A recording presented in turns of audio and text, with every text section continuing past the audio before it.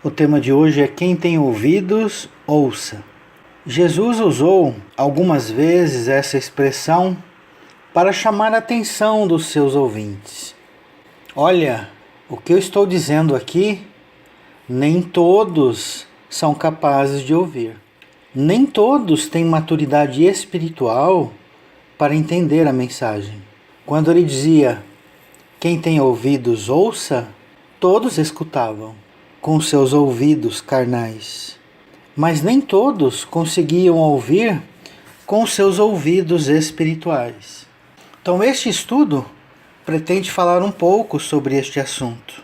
As coisas ligadas à vida terrena ou à moral, Jesus era claro. Sim, sim, não, não.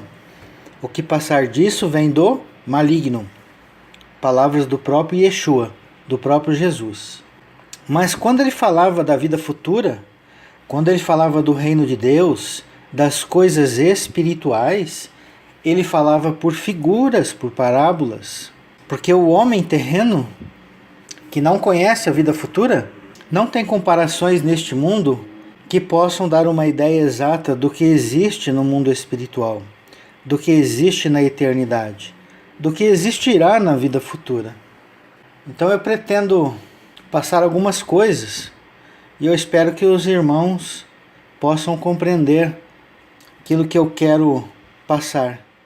Vamos começar com Mateus capítulo 11, a partir do verso 7.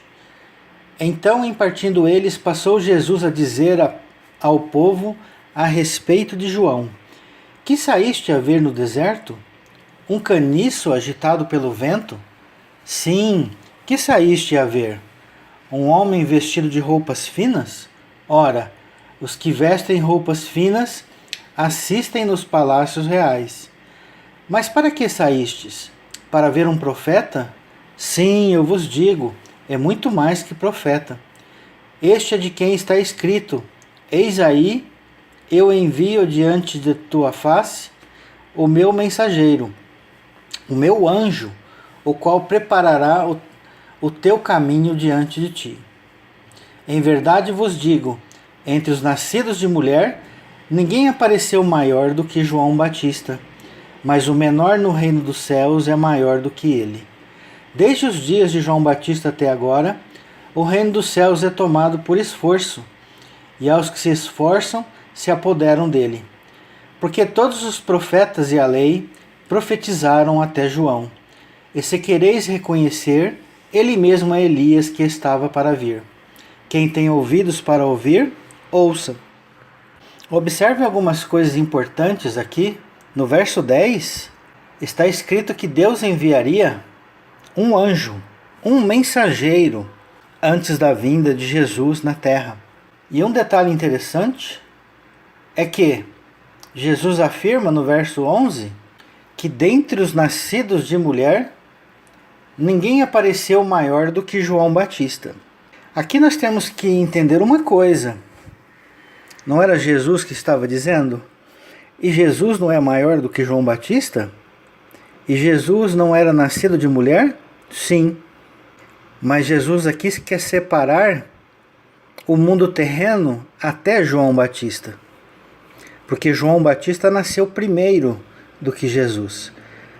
Então, Jesus está contando a história até o nascimento de João Batista.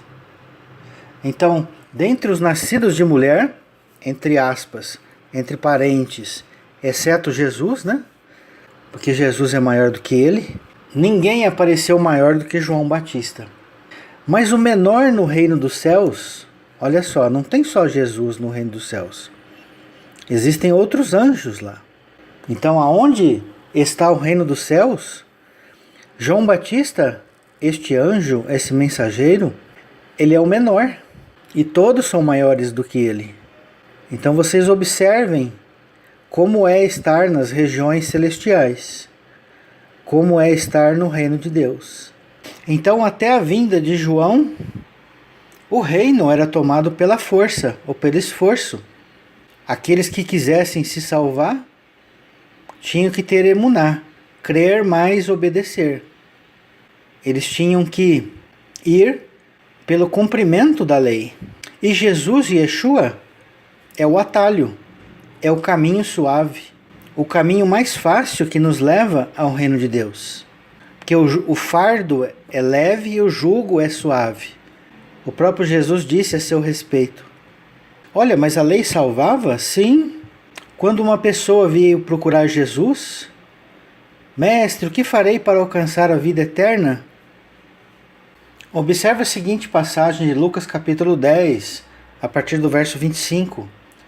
E eis que certo homem, intérprete da lei, se levantou com o intuito de pôr Jesus à prova e disse-lhe: mestre, que farei para herdar a vida eterna? Então Jesus lhe perguntou: que está escrito na lei? Como interpretas? A isto ele respondeu: amarás o Senhor teu Deus de todo o teu coração, de toda a tua alma, de todas as tuas forças e de todo o teu entendimento, e amarás o teu próximo como a ti mesmo. Então Jesus lhe disse: respondeste corretamente, faze isto e viverás.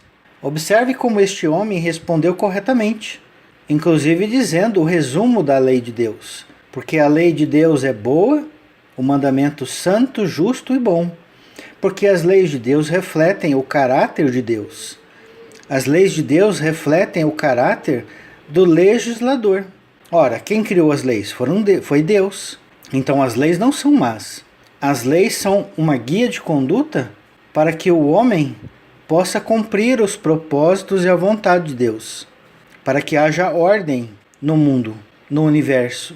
O que acontece é que a lei está fora do homem, e se ele não colocar em seu coração, será com muito trabalho que ele alcançará a vida eterna, porque os desejos carnais vão afastá-lo da lei de Deus. Os desejos íntimos do coração vão se sobrepor à lei de Deus. Por isso é que o reino de Deus era tomado por esforço, e apenas o caminho suave, o caminho perfeito, que é Jesus, que é Yeshua, nós possamos chegar facilmente e rapidamente ao reino de Deus. Mas observe que Jesus não disse para aquela pessoa, aquele homem, crer nele, mas para fazer isso, cumprir a lei. Ele respondeu no verso 28, respondeste corretamente, faze isto e viverás. Então, teoricamente, nós podemos ser salvos pela lei. É um caminho árduo, difícil, irá demandar muito tempo, sabe-se lá quanto tempo, e com muitas dores. Próximo texto, Mateus capítulo 13, a partir do verso 1. Naquele mesmo dia, saindo Jesus de casa, sentou-se à beira-mar, e grandes multidões se reuniram perto dele, de modo que entrou num barco e se assentou, e toda a multidão estava em pé na praia. E de muitas coisas lhe falou por parábolas, e dizia: eis que o semeador saiu a semear, e ao semear uma parte caiu à beira do caminho, e vindo as aves a comeram.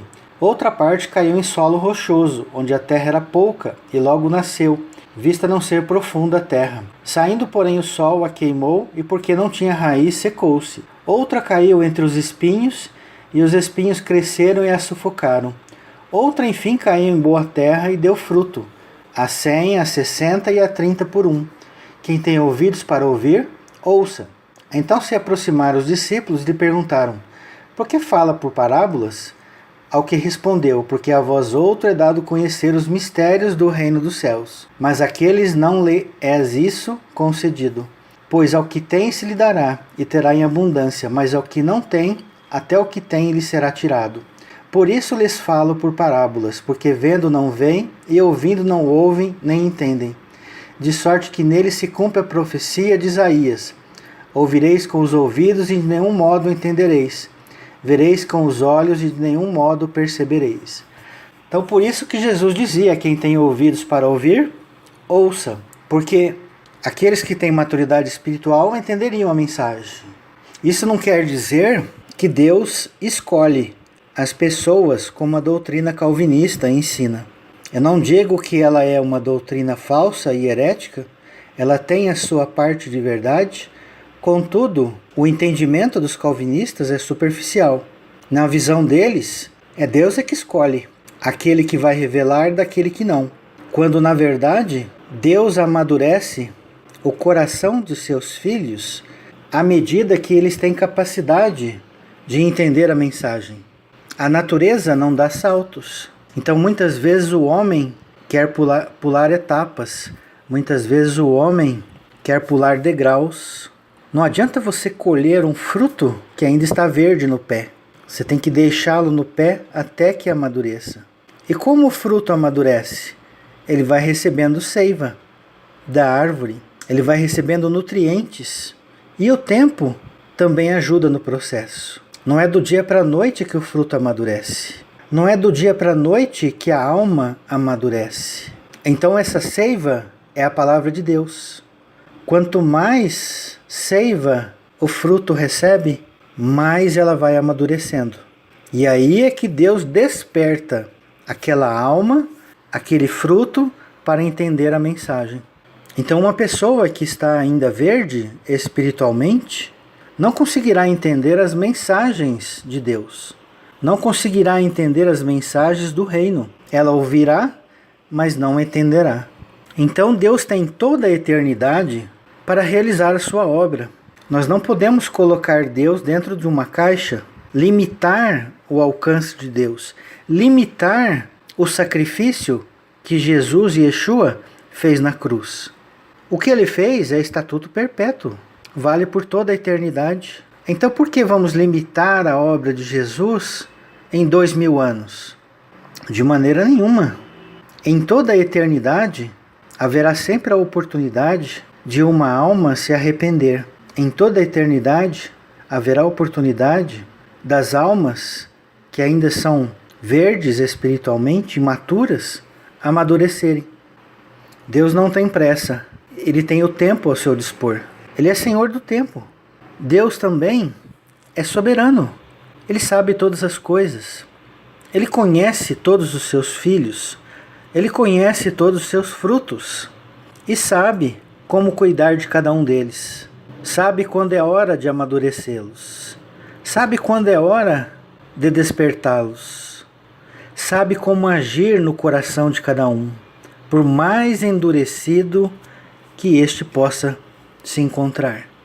Deus é como um grande técnico e, como tal, se ele não souber consertar um equipamento, ele deixa de ser esse grande técnico. Então Deus, a sabedoria eterna, a sabedoria plena do universo, infinita sabedoria, não saberia consertar um equipamento quebrado? A eterna sabedoria do nosso Deus não saberia trazer um filho de volta para casa? Se ele tem tempo e se ele tem conhecimento, o que seria impossível para ele? Não estou levando em conta o poder de Deus. Mas uma das leis que ele mesmo criou foi colocar no coração do homem o livre-arbítrio. Então o próprio Deus não interfere no livre-arbítrio do homem, mas utiliza de recursos para que o homem decida por livre e espontânea vontade voltar para casa, como a parábola do filho pródigo. Então esse texto que eu li de Mateus capítulo 13 fala da parábola do semeador, onde cada pessoa está num grau de entendimento, está num grau de experiências com o eterno. Mas somente aquela semente que caiu em boa terra, ou seja, o coração é essa boa terra. O coração está maduro, pode fazer essa semente frutificar, crescer. Continuando Mateus capítulo 13, vamos para o verso 36, onde ele continua sobre a parábola do semeador. Então, despedindo as multidões, foi Jesus para casa.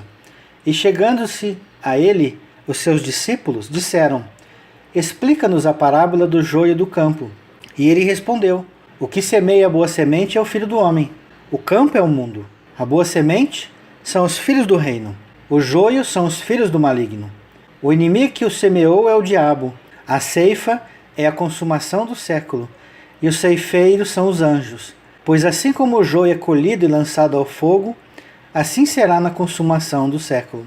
Mandará o Filho do Homem em seus anjos, que ajuntarão do seu reino todos os escândalos e os que praticam a iniquidade, e os lançarão na fornalha acesa.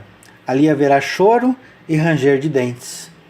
Então os justos resplandecerão como o sol no reino de seu Pai. Quem tem ouvidos para ouvir, ouça.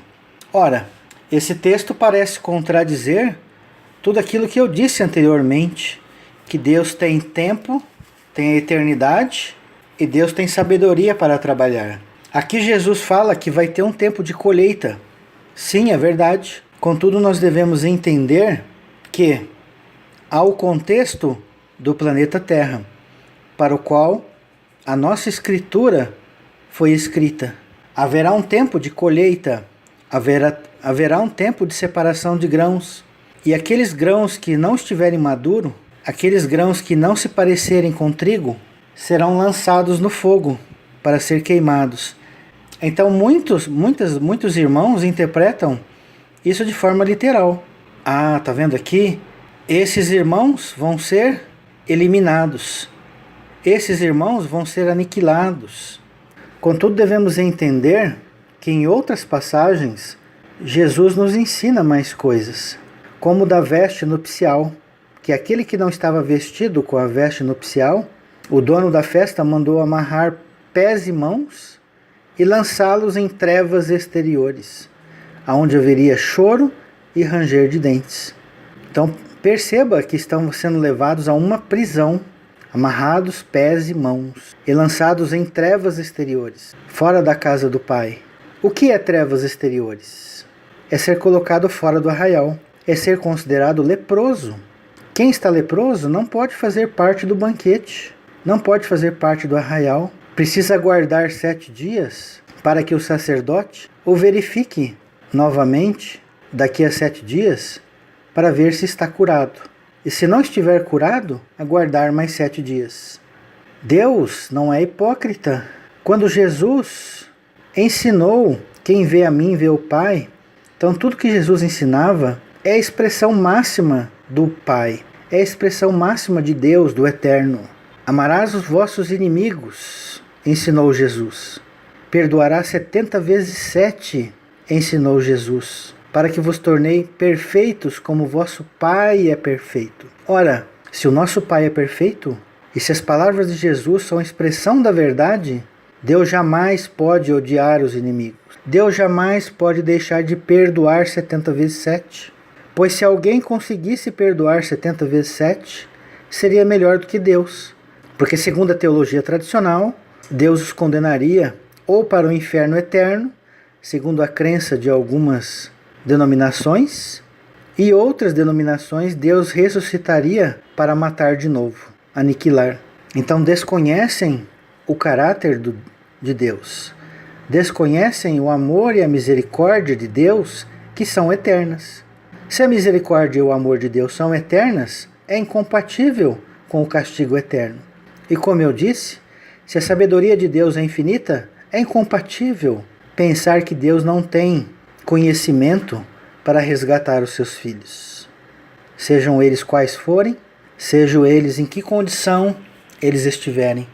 Então os textos aqui, quando Jesus fala da consumação do século, está se dizendo em relação à Terra. Haverá feito uma limpeza no planeta Terra, assim como houve no tempo de Noé. Então, aqueles que fazem o mal serão punidos, serão castigados, serão enviados a trevas exteriores, serão enviados ao inferno, ao lago de fogo, a esta prisão. Mas Jesus disse em Mateus 5, verso 26, em verdade vos digo, não sairão de lá, enquanto não pagares o último centavo. Este é o Deus verdadeiro. Este é o verdadeiro Pai, que não diz a seu filho, você tem até 6 horas da tarde para se arrepender. Quando eu falo 6 horas da tarde, seria o fim do 6º milênio que nós estamos passando agora. Olha, se você não se arrepender até 6 horas da tarde, estará condenado para sempre. Não. O que diz o bom Pai? Olha, 6 horas da tarde vai ter uma colheita. Quem não estiver maduro, quem continuar praticando iniquidade, vai ser lançado fora. Mas este lançado fora não vai ser o fim existencial daquela alma, daquele espírito. Estará apenas separado do reino de Deus. Mas o Pai, que é bom, sempre deixa uma porta aberta para o arrependimento sincero daquela alma, daquele espírito. E Deus, que sonda mentes e corações, sabe quando isto ocorre. Então ninguém consegue enganar a Deus. Mas aquele que se arrependeu sinceramente, por que um bom pai deixaria de castigo ainda? Não tem razão de ser. Seria um pai cruel. Seria um pai injusto. E Deus, nós sabemos que é perfeição em justiça. Então está na hora de nós revermos os conceitos teológicos que são ensinados para nós, seja dentro do cristianismo, seja dentro do judaísmo. Tudo que vai contrário ao caráter de Deus é falso. Como o próprio Jesus disse, toda planta que meu Pai não plantou será arrancada. Continuando, Lucas 14, verso 33. Assim, pois, todo aquele que dentre vós não renuncia a tudo quanto tem, não pode ser meu discípulo. O sal é certamente bom, caso, porém, se torne insípido, como restaurar-lhe o sabor? Nem presta para a terra, nem mesmo para o monturo. Lança-no fora. Quem tem ouvidos para ouvir, ouça. Então Jesus aqui em Lucas capítulo 14 nos ensina que devemos negar a nós mesmos, negar a nossa vontade, para seguir a vontade de Deus. Porque só assim seremos o sal que salga. Não adianta nada você colocar um sal que não presta numa comida, porque ele não dará sabor, não servirá para nada. Ora, se ele não dá sabor, então para que jogar sal na comida? Então assim também somos nós, se não somos bons discípulos. Se a gente não salgar a sociedade, se a gente não salgar o nosso meio no qual vivemos, o nosso sal não tem gosto algum. E o único destino é ser jogado fora, em trevas exteriores. E temos em Apocalipse, no capítulo 2 e no capítulo 3, essa expressão, quem tem ouvidos ouça, para 7 igrejas. Então Apocalipse 2:7, quem tem ouvidos ouça o que o Espírito diz às igrejas. Ao vencedor, dar-lhe-ei que se alimente da árvore da vida, que se encontra no paraíso de Deus. Quem se encontra aonde? No paraíso de Deus, no Éden de Deus. Ah, mas o Éden não é na terra? Não. O Éden é uma cópia do que existe no mundo espiritual. Então, o que é se alimentar da árvore da vida? É ter a vida eterna. É fazer participante do reino de Deus. Apocalipse 2:11, quem tem ouvidos, ouça o que o Espírito diz às igrejas. O vencedor de nenhum modo sofrerá dano da segunda morte. A segunda morte é a morte espiritual. A morte em que aquela alma, aquele espírito estará separado de Deus. Então imagine você, o espírito é como se fosse uma fagulha, uma chama. Mas, se não tiver o combustível, aquela chama vai se apagando, vai se apagando, vai se apagando. E uma chama sem combustível, ela vai se extinguindo. Então, sem Deus, o nosso espírito, a nossa alma, ela não tem o resplendor, ela não tem vitalidade, ela não tem alimento, ela não tem paz. Apocalipse 2:17, quem tem ouvidos, ouça o que o Espírito diz às igrejas. Ao vencedor dar-lhe-ei do maná escondido, bem como lhe darei uma pedrinha branca, e sobre essa pedrinha escrito um novo nome, o qual ninguém conhece, exceto aquele que o recebe.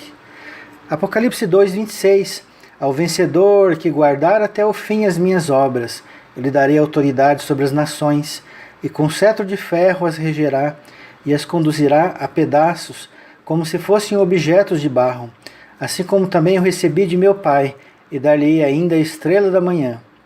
Quem tem ouvidos, ouça o que o Espírito diz às igrejas. Então lembra-se que Jesus disse para os fariseus que muitos virão de Nínive para julgar o povo de Deus. Por quê? Porque eles ouviram a mensagem, porque eles se arrependeram. Então quem tem ouvidos, como foi relatado aqui as 7 igrejas, observe que tem igrejas com virtudes e tem igrejas com defeitos. Nós devemos analisar cada uma delas e aplicar para a nossa vida. Que tipo de pedra espiritual eu sou? Porque a minha pedra faz parte da casa espiritual. O outro irmão é outra pedra. E nós estamos alicerçados na pedra angular, que é Jesus, que é Yeshua. Então, que tipo de pedra eu estou sendo? A minha pedra está edificando a igreja de Cristo? Ou a minha pedra é como um sal insípido, sem gosto? A minha pedra não tem valor nenhuma naquela casa espiritual. Apocalipse 3, verso 5. O vencedor será assim vestido de vestiduras brancas. De nenhum modo apagarei o seu nome do livro da vida. Pelo contrário, confessarei o seu nome diante de meu Pai e diante dos seus anjos. Quem tem ouvidos, ouça o que o Espírito diz às igrejas. Apocalipse 3, verso 12. Ao vencedor faloei coluna no santuário do meu Deus, e daí jamais sairá. Gravarei também sobre ele o nome do meu Deus, o nome da cidade do meu Deus, a nova Jerusalém que desce do céu, vindo da parte do meu Deus, e o meu novo nome. Quem tem ouvidos, ouça o que o Espírito diz às igrejas. Observou aí que Jesus não é Deus? Observou aqui que Jesus tem um Deus? Observe aqui Apocalipse 3, 21. Ao vencedor dar-lhe-ei sentar-se comigo no meu trono, assim como também eu venci, e me sentei com meu Pai no seu trono. Quem tem ouvidos, ouça o que o Espírito diz às igrejas. Jesus está chamando nós, daqueles que superarem as dificuldades, de vencedores. E Jesus também venceu. Se ele fosse Deus, ele não precisaria vencer. Ele já era um vencedor. Mas ele venceu também. Ele passou pelos mesmos obstáculos que nós. Jesus é o nosso irmão. Mais velho, mas é. Salmo 82, quando os fariseus o acusavam de ser Deus, de falar que ele era Deus, Jesus disse para os fariseus em João capítulo 10, não está escrito na vossa lei, sois deuses? Ele estava declamando o Salmo 82, verso 6. Nós somos Elohim, espíritos, anjos, deuses com D minúsculo, filhos do Deus Altíssimo. Então Jesus também, a seu tempo, venceu. Ah, mas como explicar isso? Se ele está conosco desde a criação da terra. Não se esqueça o Salmo 90, verso 2. De eternidade a eternidade, tu és Deus. A terra não é o primeiro nem o último mundo a ser criado pelo Eterno. A eternidade antes da terra, Deus trabalhava. Com quem? A eternidade antes da criação da terra, havia criação. Quem era a criação? Nós não sabemos. Mas, pelo texto de Salmo 90, verso 2, de eternidade a eternidade tu és Deus, fica claro de que Deus sempre foi Deus. E como tal, precisa ter pessoas, ter anjos que o sirvam. Precisa ter criação para que ele trabalhe. Meu Pai trabalha até hoje, disse Jesus. João 16, tenho muito a vos dizer, verso 12, mas vós não o podeis suportar agora. Quando vier, porém, o Espírito da verdade, ele vos guiará a toda a verdade. Porque não falará por si mesmo, mas dirá tudo o que tiver ouvido e vos anunciará as coisas que hão de vir. Então Jesus queria passar muitos ensinamentos aos discípulos, mas nem eles tinham condições de suportar. O que é suportar? Eles iam vomitar, eles não iam aceitar, quem sabe até poderiam matar Jesus, dependendo do tipo de ensinamento que Jesus tinha para dizer. Era incompreensível para a natureza humana que os discípulos se encontravam em entender essas mensagens. Mas eles não entenderam muitas mensagens de Jesus? Entenderam. Jesus não disse que eles eram aptos, como disse no início desse estudo, a entender as parábolas? Sim. Contudo, o ensino de Deus é infinito. O ensino de Deus é muito maior do que os homens imaginam. O ensino de Deus é tão grande que mesmo os discípulos, ou mesmo nós, no século XXI, com a nossa bagagem intelectual e espiritual que temos hoje, talvez, muito provavelmente, não suportaríamos todas as coisas que Deus ainda precisasse nos ensinar. É como numa escola. Ninguém ensina física quântica a criança de pré-escola. Ninguém ensina física quântica a quem está no primário, ou no ginásio, ou mesmo na faculdade. Física quântica se ensina a quem já está no mestrado, no doutorado. E os nossos frutos espirituais ainda não chegaram lá. Estamos amadurecendo, estamos compreendendo algumas mensagens. Quem tem ouvidos, ouça. Nem tudo que nós ouvimos nós temos condições de entender, mas algumas coisas nós já podemos. Então continuemos crescendo. 1 Coríntios 2, a partir do verso 9. Mas como está escrito, nem olhos ouviram, nem ouvidos ouviram, nem jamais penetrou em coração humano o que Deus tem preparado para aqueles que o amam. Mas Deus nos revelou pelo Espírito, porque o Espírito a todas as coisas perscruta, até mesmo as profundezas de Deus. Porque qual dos homens sabe as coisas do homem, senão o seu próprio Espírito que nele está? Assim também as coisas de Deus, ninguém as conhece, senão o Espírito de Deus. Então o que Paulo escreveu aqui é que o homem só consegue entender as coisas que estão em sua mente, no seu próprio espírito, na sua bagagem espiritual, na sua bagagem intelectual. Porém, as coisas que passam pela mente de Deus, ele ainda não é capaz de entender. Somente o Espírito de Deus. Os caminhos de Deus são mais altos que os nossos. Os pensamentos de Deus são mais altos e sublimes do que os nossos. Por isso eu repito, não devemos julgar as atitudes de Deus com os olhos terrenos, porque tudo que Deus faz é sublime. A sua sabedoria, a sua bondade, a sua misericórdia e o seu juízo. Então, por melhor que tentamos analisar o coração de Deus, mesmo assim, ainda não saberemos tudo sobre ele. Mas uma coisa é certa, os atributos de Deus não podem se contradizer. O juízo não está além da misericórdia, a misericórdia não está além da sabedoria de Deus. Mas sabemos que a misericórdia triunfa sobre o juízo. Então o coração de Deus fala mais alto do que os atos de um juiz. Então pense nisso quando for condenar um irmão a um inferno eterno.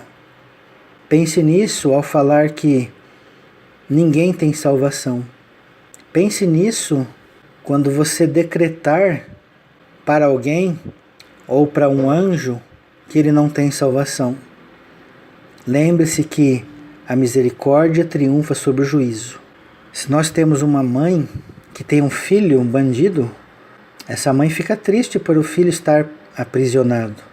Mas para essa mãe, aquele bandido é o filho dela. Mesmo na prisão, a mãe o ama. Mesmo na prisão, a mãe deseja salvá-lo daquela situação.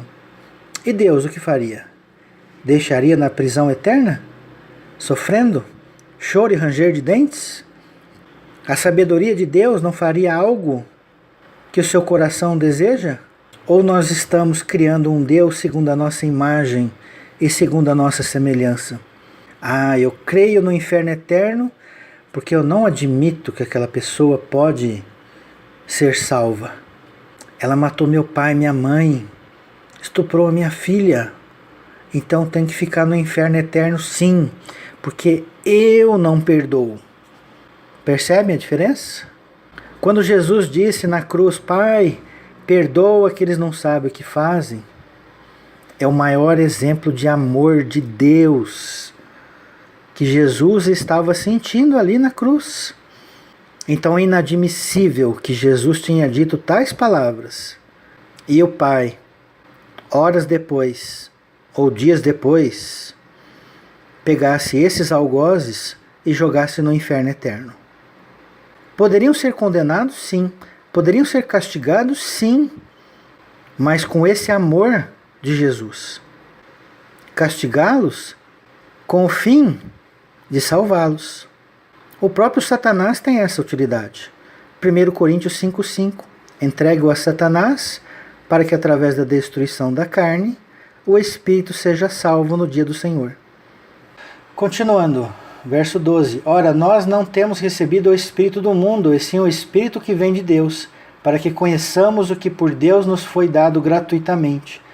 Disso também falamos, não em palavras ensinadas por sabedoria humana, mas ensinadas pelo Espírito, conferindo coisas espirituais com espirituais. Ora, o homem natural não aceita as coisas do Espírito de Deus, porque eles são loucura, e não pode entendê-las, porque elas se discernem espiritualmente. Por isso que o homem natural não entende, porque ele tenta entender com a razão humana, e não através do conhecimento espiritual, não através das experiências espirituais, não através das revelações que nós recebemos espiritualmente. Porém, o homem espiritual julga todas as coisas, mas ele mesmo não é julgado por ninguém. Pois quem conheceu a mente do Senhor que o possa instruir? Nós, porém, temos a mente de Cristo. Continuando 1 Coríntios 3, é o mesmo assunto. Verso 1. Eu, porém, irmãos, não vos pude falar como a espirituais, e sim como a carnais, como a crianças em Cristo. Leite vos dei de beber, não vos dei alimento sólido, porque ainda não podeis suportá-lo, nem ainda agora podeis, porque ainda sois carnais. Então mesmo Paulo, ele não dizia tudo o que ele conhecia, o que ele aprendeu, porque os seus discípulos ainda eram crianças. Quem tem ouvidos para ouvir, ouça. Então Paulo sabia que alguns ensinos eles podiam vomitar. Então ele tinha que dar em doses homeopáticas. Tinha que dar gotas espirituais. Leite, leite, leite, leite. Para que eles não vomitem. Se você der um alimento pesado, uma feijoada, uma costela com gordura, eles vomitam. Se você der para uma criança, ela passa mal. Infelizmente é assim. Tem que aguardar o processo da natureza. Tem que aguardar o amadurecimento espiritual. Hebreus capítulo 5, verso 11. A esse respeito temos muitas coisas que dizer e difíceis de explicar, porquanto vos tendes tornado tardios em ouvir. Pois com efeito, quando devia ser mestres, atendendo ao tempo decorrido, tendes novamente necessidade de alguém que vos ensine de novo quais são os princípios elementares dos oráculos de Deus. Assim vos tornaste como necessitados de leite, e não de alimento sólido. Ora, todo aquele que se alimenta de leite é inexperiente na palavra de justiça, porque é criança. Observe aí, todo aquele que bebe leite não consegue discernir, não consegue ter experiência na palavra de justiça. Então esta pessoa não vai conseguir entender a salvação de Deus. Não vai conseguir entender por que as pessoas têm esperança de serem salvas mesmo estando no inferno, mesmo estando na prisão. Não conseguem entender Mateus 5, de 21 a 26, que Jesus disse: em verdade vos digo que não sairás de lá enquanto não pagares o último centavo. Ainda são pessoas imaturas na fé. Então ainda só ficam presas entre o nascer e o morrer. Para elas só tem chance enquanto elas estão vivas na carne. Não conseguem entender que pré-existimos antes do ventre da nossa mãe. Não conseguem entender que sobrevivemos após a morte do corpo físico. Eclesiastes capítulo 12. A carne volta para o pó e o espírito volta para Deus. Verso 14. Mas o alimento sólido é para adultos, para aqueles que pela prática têm as faculdades exercitadas, para discernir não somente o bem, mas também o mal. Está vendo aqui?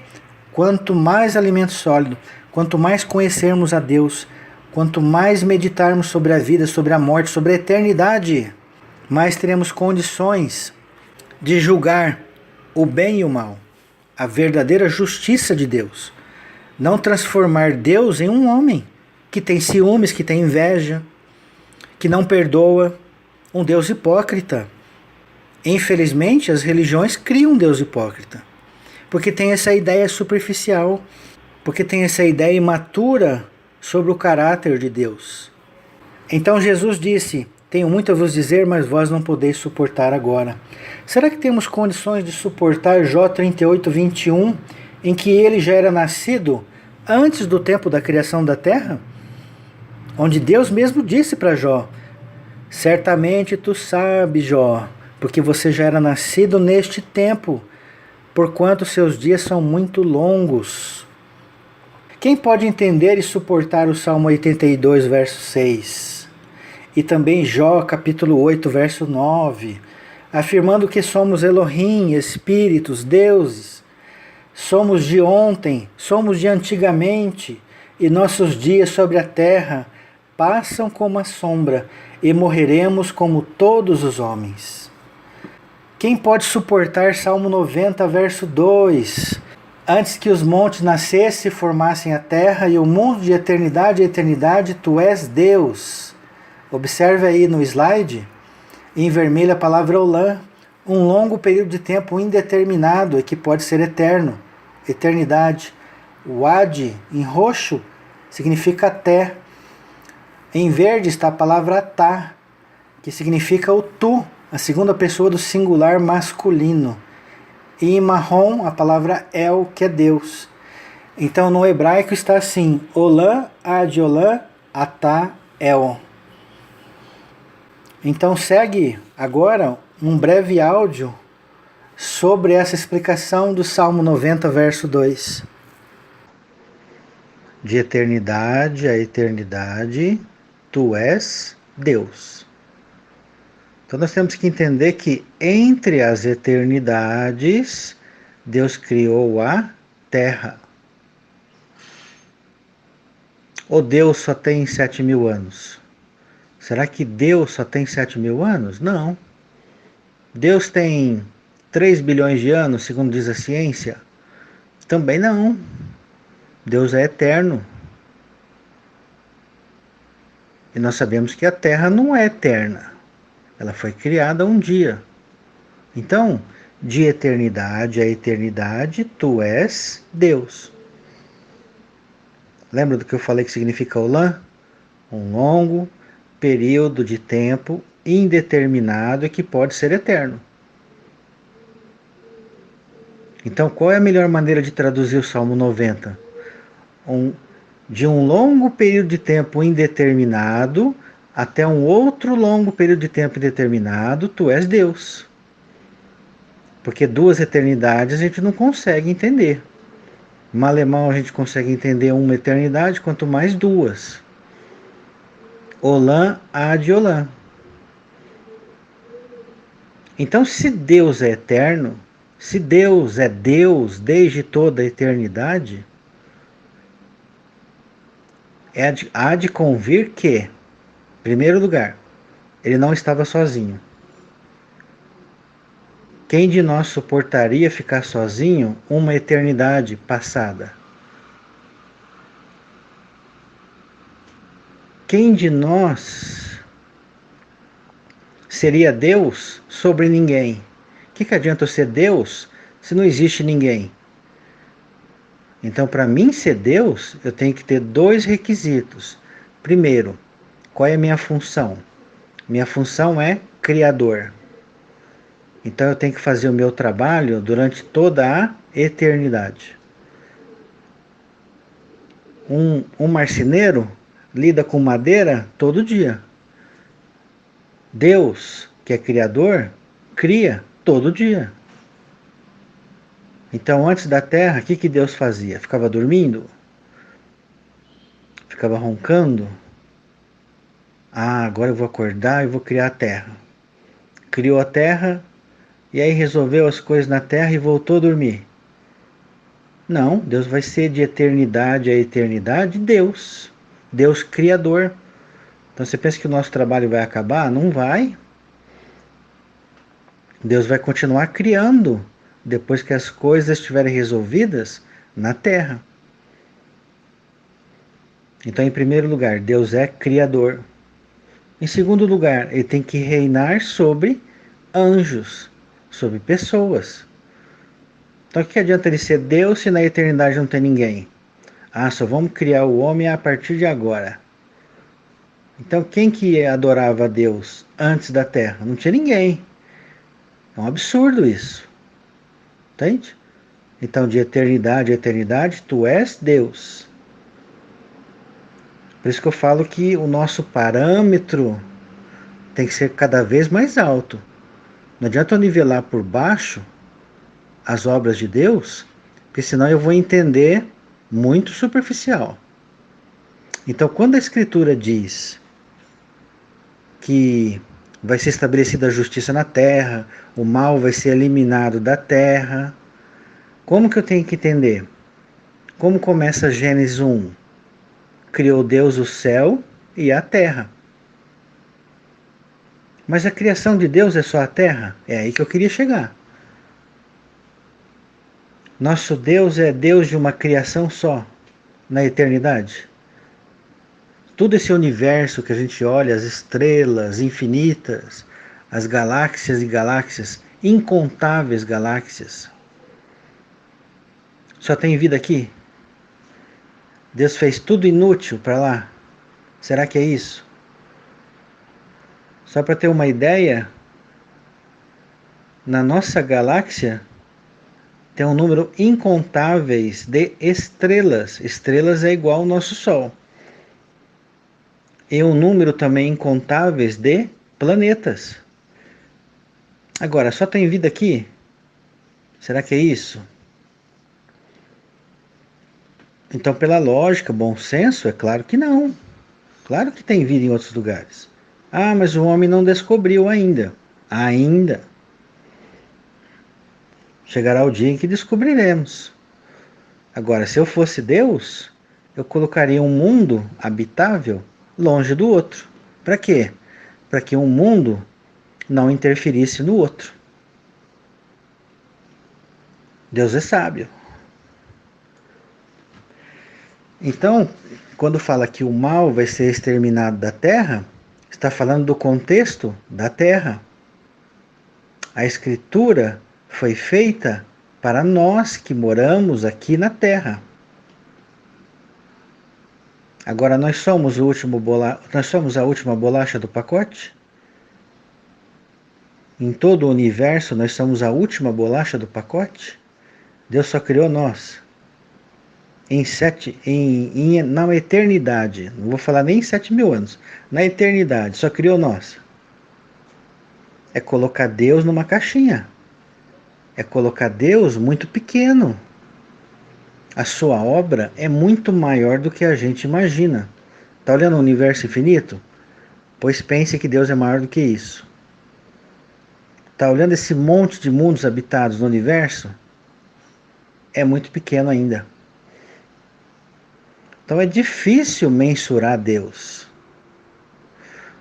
Então, como eu disse, Deus usa figuras, sombras. O que Deus está realizando aqui, Ele está realizando no universo. Nós temos que aprender sombras e realidades, em todos os sentidos. Bem, irmãos, termino este estudo dizendo: quem tem ouvidos, ouça. Quem de nós pode suportar estas coisas? Quem de nós pode suportar ensinos novos? Sejamos humildes, crendo que Deus é a sublime perfeição em bondade, sabedoria e justiça. E que não sejamos como o filho mais velho da parábola do filho pródigo, aonde ele resmungou para o pai: Pai, você vai aceitar esse filho rebelde de volta? O que o pai disse para o filho mais velho? Ele estava perdido e foi achado. Certo pastor tinha 100 ovelhas. Uma se desgarrou. O pastor largou as 99 e foi atrás da ovelha perdida até encontrá-la. Até encontrá-la é quando? É hoje, amanhã, daqui 100 anos? Daqui 1000 anos? Daqui uma eternidade? Daqui um olã? Isso só Deus o sabe. Mas Ele é sábio, Ele é bom, Ele é justo, Ele é perfeito para encontrar essa ovelha e trazer de volta para casa. Este é o Deus que eu acredito. Este é o Deus que eu sirvo. E esse é o Deus que eu busco a cada dia. Eu espero que todos os irmãos que ouviram este estudo tenham ouvidos para entender. Quem tem ouvidos, ouça. Não importa o que Deus ensine. Quem tem ouvidos para ouvir, ouça.